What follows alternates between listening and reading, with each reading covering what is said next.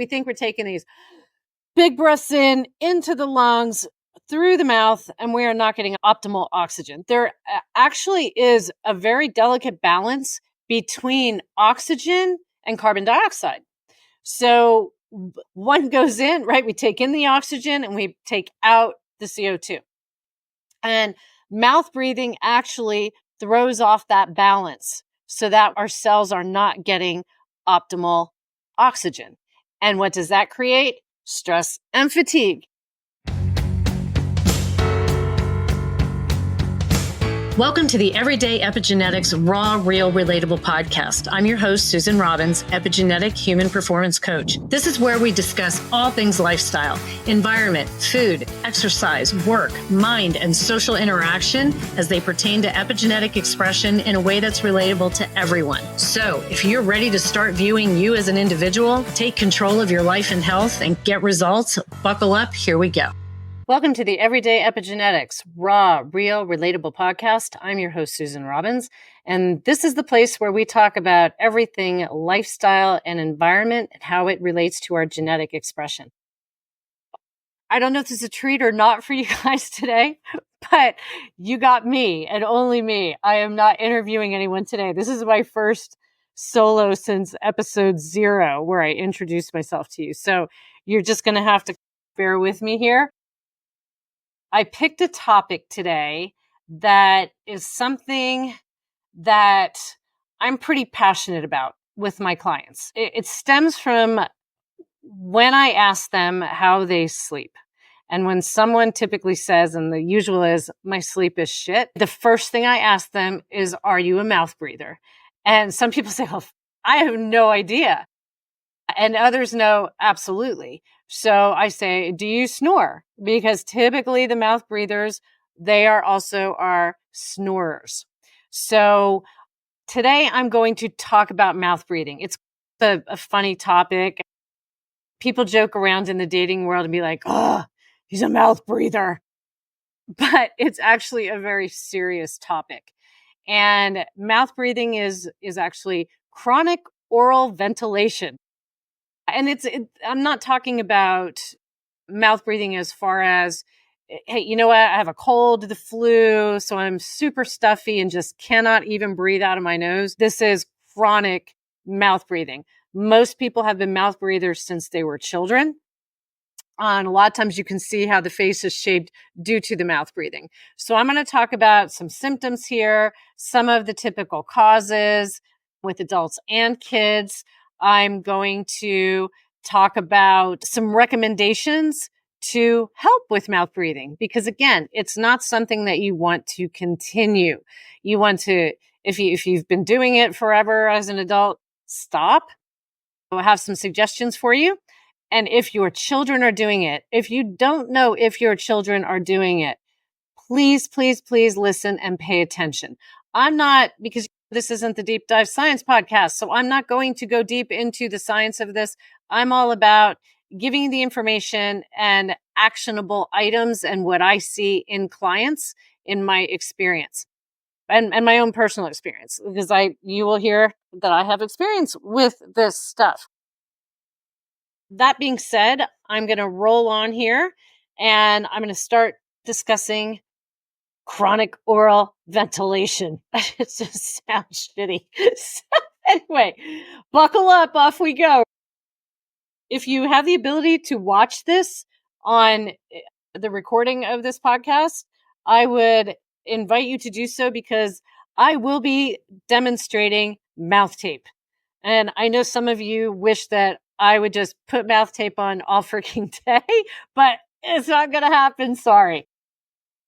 Anyway, if you want to see some different types of mouth tape, it would behoove you to go onto YouTube and check out the video of the podcast. Otherwise, I will do my best to describe the different mouth tapes that I will be using. Okay, so symptoms of mouth breathing. Do you wake up with dry mouth? That is one huge sign that you're probably mouth breathing at night, or even during the day, just that chronic dry mouth. Drool. We joke around, is there drool on the pillow? It's not because you find the person next to you sexy, right? It's that mouth breathing. So you tend to be drooling out your mouth. Morning breath, bad breath during the day. The mouth breathing increases that. You can experiment and see that. Also being tired during the day. And like I said in the beginning, I ask clients when they say their sleep is crappy, are you a mouth breather? Because it tends to give you very unrestful sleep so that you're waking up tired, because it can increase the risk of snoring, which will wake you up on and off through the night. And it's just a shitty quality of sleep overall. And also potentially upper and lower teeth do not align. And I'll get more into that in a little bit. With kids, it's a little bit different. Behavioral issues that are comparative to ADHD. More narrow faces, and you'll typically see receding chins and narrow faces, and they call this, quote, mouth breathing face. So you may notice this. Like I said, it's pretty detrimental. Temporarily with colds and allergies, stuff like that, not that big of a deal. It's this chronic that we're talking about. There was a chronic mouth breathing study in 2008, and they found decreased lung function. So also pay attention if you or your child is asthmatic and a mouth breather. Decreased lung function in mild asthmatics at rest. So not even doing anything, but just simply at rest, decreased lung function. And for some, it initiated symptoms of their asthma. It also, they found, may play a part in the pathogenesis of acute asthma exacerbation. So basically making things worse. So there's, again, it's a funny topic with the mouth breathers, but actually quite serious as well. So who's more likely to experience the chronic oral ventilation or mouth breathing? People with chronic nasal congestion, restless sleepers, people with inflammation. And what was really interesting, I had a session with a client yesterday, and she works in a dental office. And I had asked her we had talked about, she told me she mouth taped. And because I asked how sleep was and everything, and she said, and we were talking about nitric oxide, and we'll talk about that later too. And she said, my mouth tape. And I said, okay, this is awesome. And do you see things in your dental practice that relate to the mouth breathing? And she said, oh yeah, dental issues, gum issues, and even inflammation. So like I said, funny topic, but a very serious topic. And I would love to get her dentist. She said he jams on this. This is something he's passionate about. And I didn't have time to have him come on, but he is on my list to get on here to do a deep dive into this, more into the science of it. And then causes: nasal blockage, chronic nasal congestion. And that can be from colds, from allergies. And I hear this from people. They say, I have to nose breathe, or I have to mouth breathe. I can't breathe through my nose because I'm always stuffy. This can also increase your stuffiness, the mouth breathing. But deviated septum, and this is the cartilage that divides the nostrils, which if that's deviated, meaning if it's off kilter there, it can make it hard to breathe. I have a deviated septum. I've had my nose broken a couple of times. Maybe you could tell. There's a nice little crooked to it there. Thank you to Randy Skimmons hitting me with the Super Ball in 5th grade. I will never forget you. And that was my start of my nasal issues. But so that can increase mouth breathing, and then potentially enlarged tonsils. That's for adults. With children, we've got thumb sucking, pacifier use, unhealthy diets. So here we're back to the food again. You guys, don't feed your kids junk. Don't feed yourself junk. It plays a part in so many things. So when we're mouth breathing, we are not getting optimal oxygen to the tissues. We think we're taking these big breaths into the lungs, through the mouth, and we are not getting optimal oxygen. This is a tongue twister. There actually is a very delicate balance between oxygen and carbon dioxide. So one goes in, right? We take in the oxygen and we take out the CO2. And mouth breathing actually throws off that balance so that our cells are not getting optimal oxygen. And what does that create? Stress and fatigue. And how many of you out there are sitting there freaking stressed as hell and fatigued all the time and saying my sleep is shit? So this is why I want you to think about this, start paying attention. How are you breathing? How are you breathing during the day? I have sat with clients over the last 8 years and just watch. I see the chest rising all the time. It's basically like doing shrugs, the stress breathing. So you wonder why you get so tight up in the traps and up in the neck and everything all day. And I just see them with the mouth breathing. I'm a CrossFitter. I don't do the classes now. I do it on my own. But when I was doing classes, we'd be doing running WODs, and I'm all nose breathing, which I'm going to talk about, which is actually optimal. And we'd be on a run, and I'd start out in the middle of the pack doing my nose breathing, nice and easy. And there would be people shooting out to the front. And by round 3, I see them, I'm passing them, and they're mouth breathing and they're dying. And I'm yelling, "You're mouth breathing." And they're like, "Fuck you, Susan." Hey, that's okay, because I'm feeling good and you're gassed because you don't have that good balance of the oxygen going in, the CO2 coming out, and you're not getting optimal oxygen to these organs, to the lungs and the body and the brain for athletic performance. So this does play a part. A book that I was turned on to in 2019 and I love, love, love, and highly recommend if you want to get more into this, is by Patrick McKeown, and it's called The Oxygen Advantage. And McKeown says, oh my God, that just scared the shit out of me. Those of you, I don't know if anybody's going to see it on camera, but my desk is lined with Post-its. I live with Post-its, and one just gently fell down right in front of me and just scared the hell out of me. Woo! Okay, I'm back.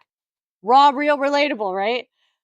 So McKeown says 30 to 50% of adults are mouth breathers. So think about that. How many kids, right? Because I guarantee you most of these people started out as children. So watch your children. He also says, and I love this saying, eat with your mouth, breathe with your nose. When we're rapid breathing, again, this is stress breathing. We want slower, controlled breathing. You can't do that with the mouth breathing. Okay. So some things that are recommended, and here's where I say, this is where I'm going into taking action. You guys will be happy. This is a shorter podcast right, compared to my marathons I've had. So we're winding down. So one of the top things I recommend to people is nose breathing. And nose breathing, it actually filters the air coming in, warms the air.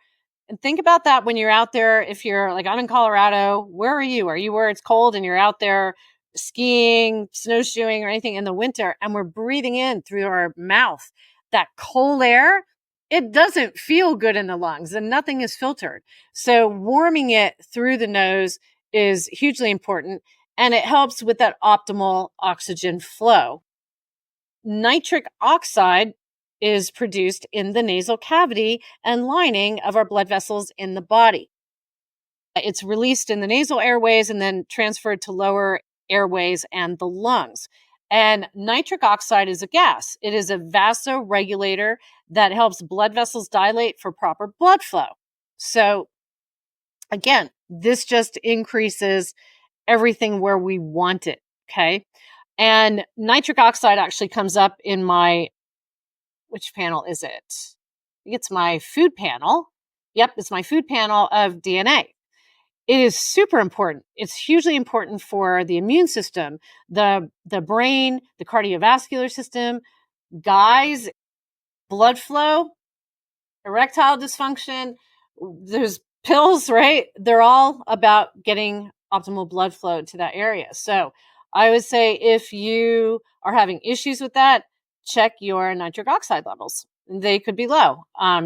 There's a company called Human, HUMANN, and I will have my wonderful podcast editor put those in the show notes, a link to the nitric oxide test strips, but they're saliva test strips, and you can see if you are depleted, low, or optimal in your nitric oxide.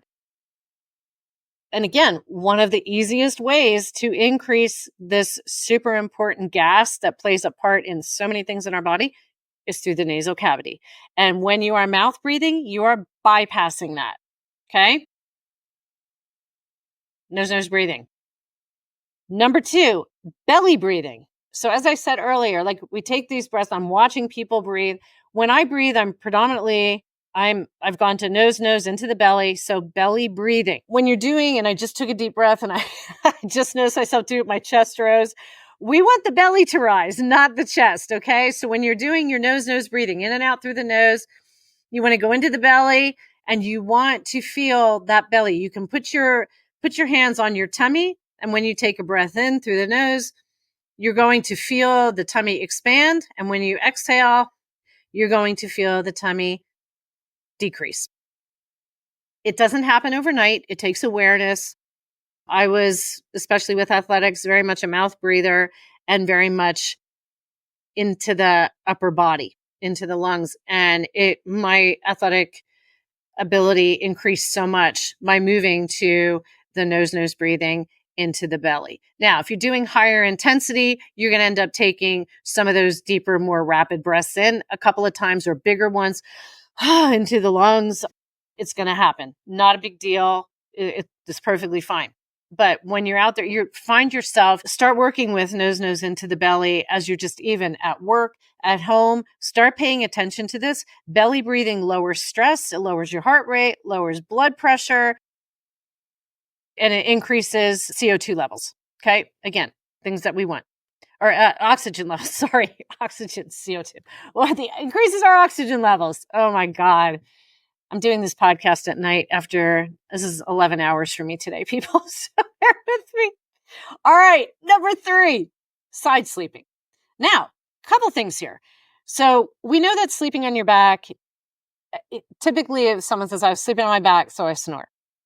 So of course, because what happens is the jaw drops open, right? But I found that even on my side, I had been mouth breathing and it was still causing me to snore. So side sleeping can help. It's worth a shot if you are a back sleeper. However, I have to preface this with, I also trained myself to sleep on my back, specifically for skin, because it's supposed to help with better for wrinkles and puffiness on the face. I notice I'm worse. My eyes get puffier when I sleep on my side. It just seems like fluid will tend to pool more so than when I'm on my back. So I've trained myself to sleep on my side or on my back, but you see what works for you. If you're a back sleeper and you want to try side sleeping and see if that helps with the mouth breathing, go for it. It's another suggestion.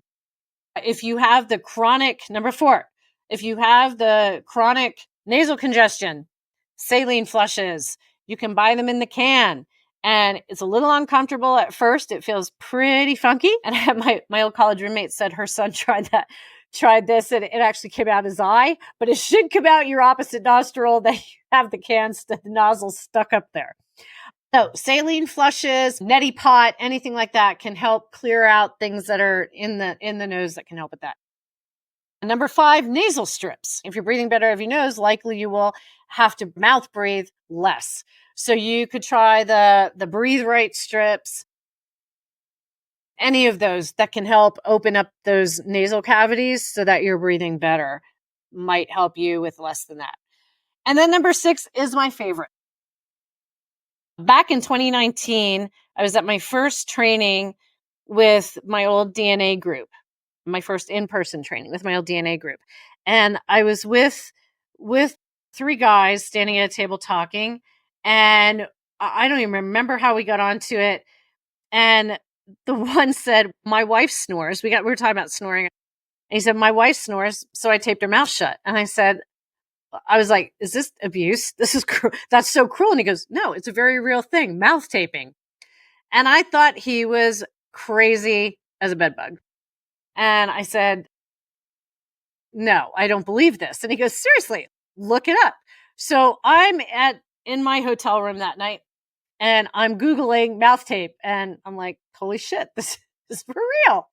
So of course I have to try it because I knew that I was snoring. I have gone through the last 5 years taping my mouth. And I will tell you, I've tried every freaking mouth tape out there. And so I'm going to tell you about 3 of them. One of them I absolutely hate, but you might like it. One of them, not bad. And one of them I absolutely love. And it's my favorite. So I'm going to demonstrate on camera. If you're just listening, like I said, I will try to do my best to describe. So, and these things you can find on Amazon, except the brand I love.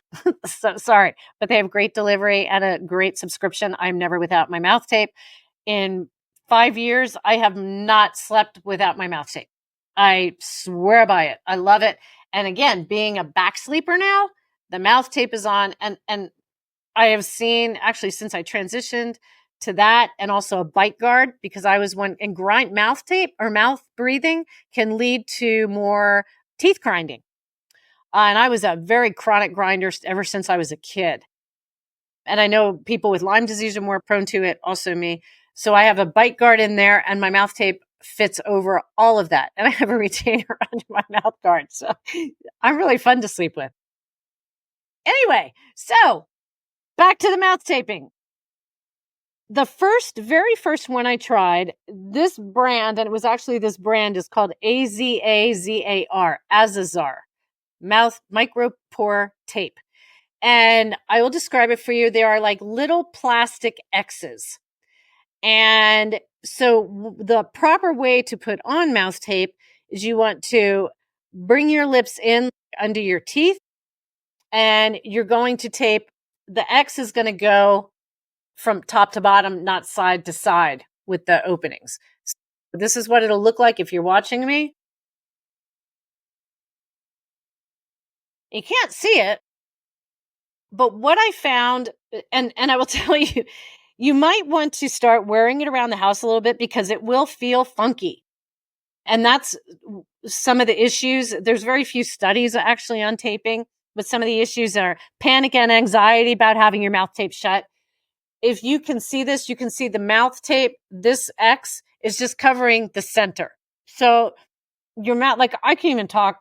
This is one of the ones I can talk with. My other ones, like anybody around me with my mouth tape we have to have some kind of code because I can't talk. Anyway, it's just going to cover vertically to keep the lips shut. And the first week I used this stuff, I was waking up and the mouth tape was off and I found it on my head, on my chest, on an arm, somewhere in my bed. So I must have been just subconsciously pulling it off of me. But after doing it consistently for about a week or so, I stopped. And like I said, I haven't slept without it since. For some people, there might be a little irritation at first. Make sure you have some moisturizer on. And I will tell you what I hate about these X's is number one, I want something covering my whole mouth, not just the middle. And they were great for my first 3 years, but I found that these tended to pull my skin a little bit more when I pulled it off. And I've heard people have a little more irritation with these. So you just are going to have to see what works best for you. But I do my night routine and I put moisturizer on and I put peach kernel oil, a drop of that into my moisturizer.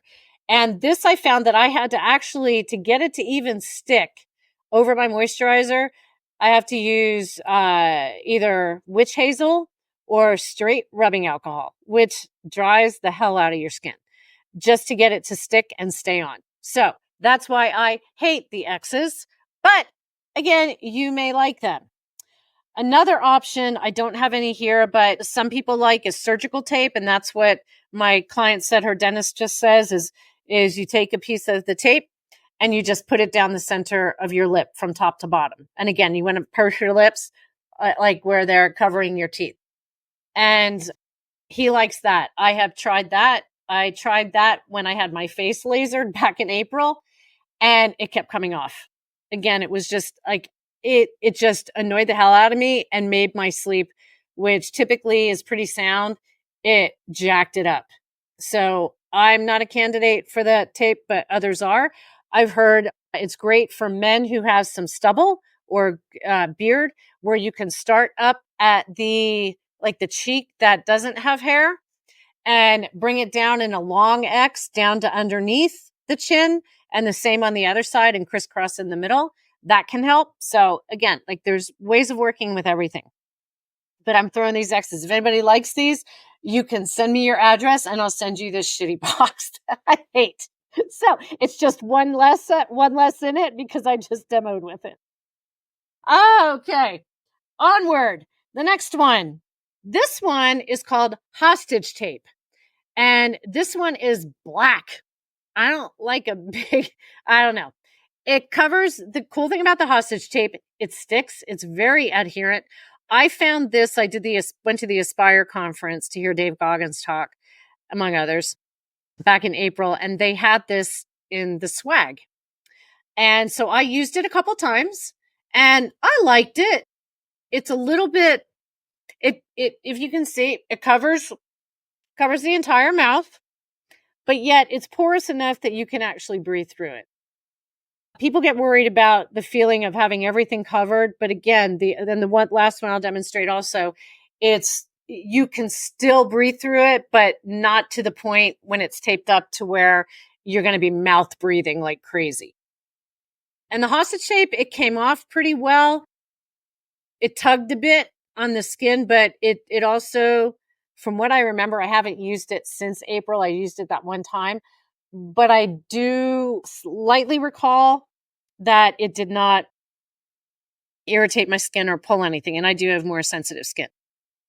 So hostage tape is another one. And there's knockoffs of the hostage tape. Again, they're black, that are on Amazon. Now, my favorite, this one I absolutely loved. And I love the customer service of this company. It's called Hush Strips. I don't save the boxes. I get them on auto delivery and I just put them in my drawer. The Hush Strips themselves. Hush Strips, Sleep Strips, HUSHSTRIPS. And I will have my amazing Liz put that in the show notes as well. We can put links for all of these in there. And the pricing differs. I'm not sure what the actual hostage tape, you might have to go to hostagetape.com for that. I'm not exactly sure what the price is on that. That Az's are, the little X's, I paid like $9.99. That's about, to me, what they're worth. They might be worth gold for you. My Hush Strips are, I think, $19 on my auto ship, if that. And I freaking love these. What I love about the Hush Strips, they're tan and they're super soft. They feel like a very soft cloth Band-Aid on the top. The X is, again, plastic. The hostage tape is a little bit thicker. These are thin. And I also love that they're longer, not longer vertically, but horizontally. So when I put these on, it actually will stick. It sticks to my moisturizer. It's one of the ones that actually sticks to moisturizer. I don't have to do anything. I put my moisturizer on and then this goes right on. I would say I have some lip stuff on right now, which is why it didn't stick if you were watching. It stuck to my skin, but it didn't stick to the lips. So don't put anything on your lips to sleep with this. But because you're not mouth breathing, I'm telling you, your lips won't be as chapped. You'll be shocked. And you just pull it nice and tight and it stretches, as you can see. So you just put it as needed. Again, this one's hard to talk through. I can't really talk with it on. So I just, and it pulls off so gently. This is why it's a winner for me. Super gentle, but yet strong enough. And the other thing, so when I get up in the middle of the night or early in the morning to use the restroom, that's when I take my thyroid meds, my T3. Has to be on an empty stomach. And when I wake up, I want to eat. So I know I'm going back to sleep. This is the one tape I found that the Hush Strips, that when I get up, I pull it, just carefully pull it off. I've pulled it all the way off. I pull it over, whatever. take my stuff, drink my water, and it reseals. You don't have to worry about, I know a lot of you from Dr. Amy's listen to me. So if you're thinking about doing the mouth tape and you're worried about this and thinking you have to use another mouth strip and waste money, nope. With the hush strips, they go right back on perfectly, right through the rest of the night of sleep. So that's my demo and my personal experience with the different mouth tapes. And again, we'll have these in the show notes as well. Again, like few studies on it. And people, I know people with CPAPs that also, I even found on a CPAP website, they have mouth tape. So that you're not mouth breathing when you're using your CPAP. So again, anything I would always say, when in doubt, consult your medical professional, right? You can work with them on it. But again, with the hush strips, you could actually get some air through there. It's not, you're not going to feel like your mouth is taped shut like you see on a crime show with duct tape, right? So, again, it's one thing with your children, so important. It can cause slower growth for them, dental and facial abnormalities. Please, please, please check your children, see if they're mouth breathing. If you are, you can also see your dentist. Get some help for this now. It really does affect your health. And like I said, it can affect genetics. Like I talked about, nitric oxide. Stress plays a part in so many of all of our genetic expression. Exercise, right? We want to be optimally exercising, and the nose breathing will help with that. Take this into account if you're interested in seeing if we're fit to work together to help you with some of these issues. Definitely check me out. My consults are always free. All the information's in the show notes. Reach out. Let's have a chat about you, what you're looking to accomplish. People, there is no reason to live a suboptimal quality of life. I'm here to show you that we can age, but we can get better with age. We don't have to get worse. All of these things, it's all choices. It's all choices and awareness. And one of my big things that I try to do here is to just create awareness. So that being said, thank you for listening. Please, please, please share this podcast or any of my others that you found helpful with people that might find it helpful as well. Let's spread the word, get it out there. We are all individual and nobody needs to live a suboptimal life. So go out there, be your most authentic self, and make it a fabulous day. Thank you for listening. Thank you for tuning into my podcast. If you enjoyed this week's episode, I'd love for you to share it with someone who'd find the information useful. Please leave a review anywhere you listen to podcasts, and it'll help the information get out to others. If you're interested in seeing if we're a great fit to work together, the link is in the show notes below where you can sign up for a free consultation with me. So go make it a great day and let your authentic self shine.